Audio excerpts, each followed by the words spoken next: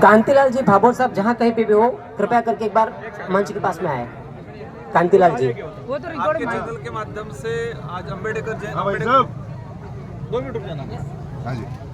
आपके चैनल के माध्यम से आज बाबा साहब भीमराव अम्बेडकर जयंती पर पूरे क्षेत्रवासियों को, संसदीय क्षेत्र बांसवाड़ा और विशेषकर आज सागवाड़ा में जो कार्यक्रम है, सागवाड़ा के साथियों को और विशेषकर आयोजन कमेटी को मेरी ओर से खूब खूब धन्यवाद। उन्होंने बाबा साहब के उपलक्ष्य में और बाबा साहब के विचारों को आम जन तक पहुंचाने के लिए आज आयोजन कराया गया। तो पुनः मैं आयोजन कमेटी को धन्यवाद देना चाहूँगा। आज पूरे देश लेवल पे हर्ष और उल्लास से जो मनाया जाना चाहिए था, सरकार की इसमें मुख्य मंशा होनी चाहिए थी। सरकार खुद आगे होके बड़े बड़े कार्यक्रम आयोजन कराने चाहिए थे, लेकिन सरकार ने किसी प्रकार की कोई रुचि नहीं ली है। ये हमारे लिए दुर्भाग्य की बात है कि जिस व्यक्ति ने इस देश को शानदार संविधान दिया, जानदार संविधान दिया और इस विश्व का सबसे महान जो कहा जाता है कि सबसे बड़ा लिखित संविधान जो दिया है, तो इनके बारे में अगर सरकार नहीं सोचती है, राष्ट्रीय पार्टियां नहीं सोचती है। ये सामाजिक कार्यक्रम था, इसमें सभी पार्टियों के लोगों को मौखिक रूप से इनवाइट किया गया था। कुछ लोग इसको राजनीतिक के रूप देना चाहते हैं या राजनीतिक का मतलब दब्बा लगाना चाहते हैं। उन लोगों को कहना चाह रहा हूँ कि आपकी सोच अच्छी रखो। अगर आपकी सोच अच्छी है तो आपके विचार अच्छे होंगे, और आपके विचार अच्छे होंगे तो आपका नज़रिया अच्छा होगा, और आपका नज़रिया अच्छा होगा तो सब सही दिखेगा।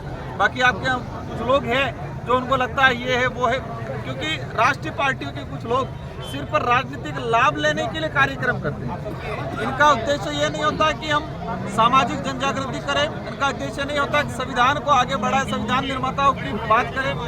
तो मैं पुनः आपके चैनल के माध्यम से बाबा साहब अम्बेडकर जयंती को जिन जिन साथियों ने मनाया है, इस कार्यक्रम में किसी भी पार्टी के जो साथी आए थे उन सबको भी मेरी ओर से तहे दिल से धन्यवाद। और हम लोग कोशिश करेंगे कि भीमराव अम्बेडकर जयंती आने वाले समय में और हर्षोल्लास से मनाई जाए। बाबा साहब के जो विचार थे उन विचारों को आम जन तक पहुंचाया जाए, उनके इतिहास को पहुंचाया जाए, उनके संघर्ष को पहुंचाया जाए, और साथ ही संविधान निर्माण में जिन जिन लोगों ने क्या क्या भूमिका निभाई, क्या क्या मतलब आम दलित के लिए, गरीब के लिए, आदिवासी के लिए क्या विचार रखे, इन विचारों को आम जन तक पहुंचाने का हमारा प्रयास रहेगा। धन्यवाद। बाबा साहब ने संविधान बनाया और एक अलवर के विधायक जो है वो वहाँ पे एक अछूत विधायक जा रहा है और वहाँ पे गंगा जल छिड़क कर उसको पवित्र कर रहे थे। वही चीज़ बाबा साहब ने कहा था, इसीलिए कहा था धर्म को लेके। जब बाबा साहब का जो विचार थे धर्म को लेके, तो बाबा साहब ने कहा मैं उस धर्म को नहीं मानता जो धर्म असमानता की बात करता है, जो धर्म छुआछूत भेदभाव की बात करता है, शोषण की बात करता है, वो धर्म को नहीं मानता। उन्होंने कहा था मेरी नज़र में वो धर्म सही है जो समानता की बात करे, जो स्वतंत्रता की बात करे, जो छुआछूत की बात भावना नहीं रखे, वो धर्म सही है। और इसीलिए बाबा साहब ने बौद्ध धर्म को स्वीकार किया था 3.5 लाख लोगों के साथ। इसलिए आज जिस आज़ाद देश के अंदर जो संविधान के आधार पर चलना चाहिए, हर व्यक्ति को समानता का अधिकार है, अभिव्यक्ति का अधिकार है, स्वतंत्रता का अधिकार है, उसी आज़ाद भारत के अंदर एक दलित विधायक और विधानसभा के प्रतिपक्ष नेता टीकाराम जी को जब ये मंदिर में गए तो अछूत मान के उस मंदिर को गंगाजल से छिड़कने का नाटक जो ड्रामा किया गया है, ये उनकी भाजपा की मानसिकता को दर्शाता है। गरीब दलित आदिवासी के लिए क्या सोच है, इनके अंदर आज भी वो छुआछूत भेदभाव वाली सोच है, इनके अंदर आज भी वर्ण व्यवस्था वाली बात है।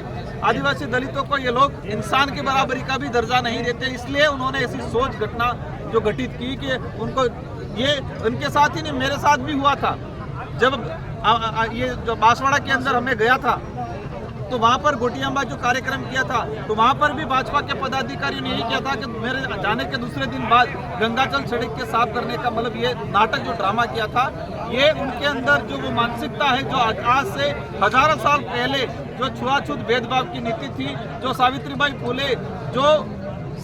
फुले जो बाबा साहब अम्बेडकर के साथ भी जो घटनाक्रम हुए थे, वही घटनाक्रम आज दोहराना चाहते हैं आज़ाद भारत के अंदर। और ऐसी विचारधाराओं के लिए मैं युवाओं को कहना चाहूँगा कि ऐसी विचारधाराओं की कौन है उनको समझना है, ऐसी विचारधारा को लोकतांत्रिक तरीके से मांग देना। सर एक सवाल था मैं इम्पोर्टेंट सर, आपने बताया कि जैसे कि शिक्षा को दूर किया जा रहा है, सिलेबस में जो बाबा साहब के सिद्धांत वगैरह थे उनको हटाया जा रहा, तो उनको लेकर आप संसद में आवाज़ उठाएंगे सर?